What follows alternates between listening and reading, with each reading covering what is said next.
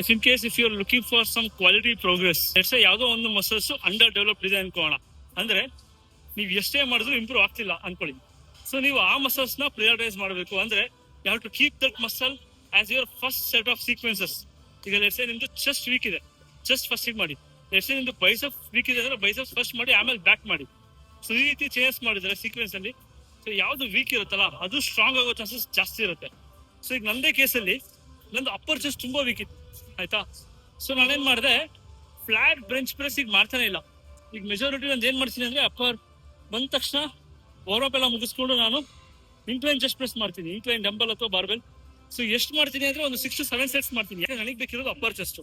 So upper chest develop ಆಗಬೇಕು ಅಂದ್ರೆ I have to focus on incline presses. So whether it is dumbbell barbell doesn't matter. Form ಅಲ್ಲಿ ನೀಟಾಗಿ maintain ಮಾಡ್ಬಿಟ್ಟು you have to do controlled reps. You have to do in a controlled manner. ಅಂದ್ರೆ reps slow and steady ಇರಬೇಕು. Range of motion decent ಆಗಿ maintain ಮಾಡಿದ್ರೆ ನಿಮ್ದು muscles ನಿಮ್ದು quality ಚೆನ್ನಾಗಿರುತ್ತೆ.